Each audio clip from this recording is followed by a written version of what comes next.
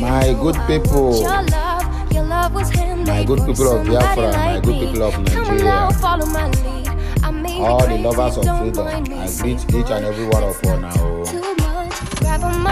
Will I say this broadcast now for paging I go give them, so that we go to carry everybody along, because I know say both our aged parents in different parts of the country, in different parts of Biafra land, are always online now to hear our broadcast.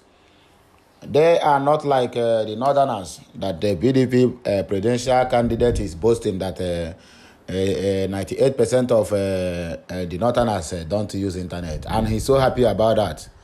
That is the people where one go rule our country. I be their country. I don't even know waiting to talk again.